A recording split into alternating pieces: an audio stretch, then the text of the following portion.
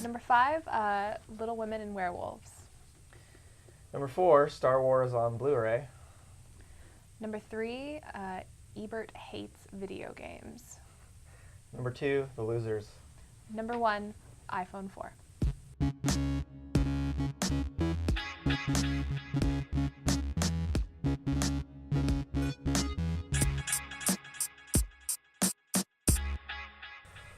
Welcome to the Techland Show. I'm your co-host, Peter Ha.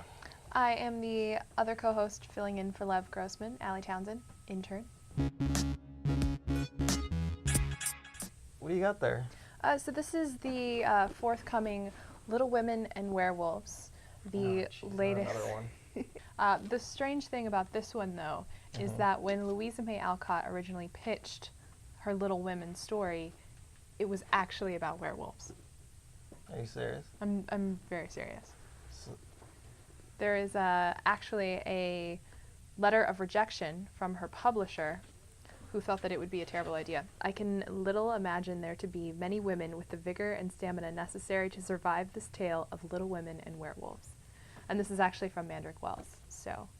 that's really funny, actually. She was rejected trying to write Little Women and Werewolves, and so she ended up just writing Little Women. And now, over 100 years later, we are finally getting around to Little Women and Werewolves. The thing is that fans really do want Star Wars on Blu-ray. However, it's just kind of the question of which versions we will get. Oh, it's going to be the digitally remastered versions, which are going to suck. The fake, like, CGI Jabba. And by the way, Han shot first, not Greedo. I'm pointing at you, George Lucas, for changing that. Does he really think that the CGI meddled versions are better? I hope not. But then again, you take a look at the new Star Wars movies that came out, and they're pretty CGI heavy. And they look like garbage. Roger Ebert. So man's been spouting off about video games the last couple weeks.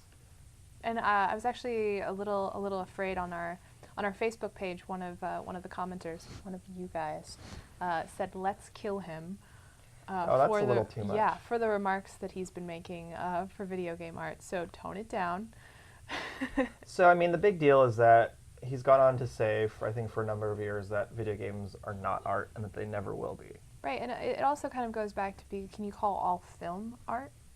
You know, are we calling Transformers 2 art now? That's my question. No, but Megan Fox is art. So, opening up this weekend is another movie based on comic books.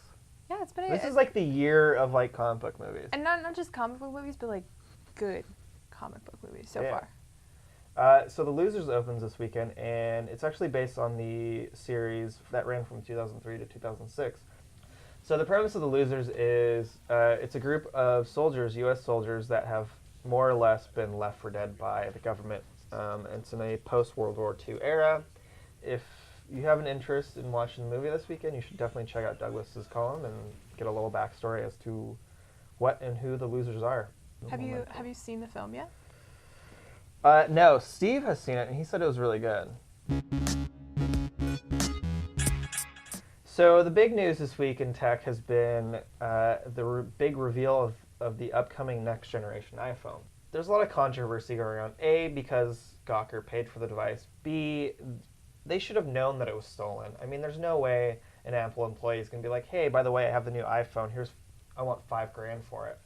Anyway, so the new iPhone, the next generation one, the whole just design of it is completely different than the last three that we've seen. Have you seen the pictures? I've seen it. It's like thicker. It's thinner. Right? Well, it's thinner. But it has like this weird boxy shape. The back isn't tapered anymore. It's like nobody knows what all the... Like it's flat, right? Yeah, it's flat. And it has a forward-facing camera for all of you people that really need to video chat all the time. Good luck doing that on AT&T. And then apparently has a smaller screen, but it's higher resolution. And Apple is supposed to unveil fourth generation when?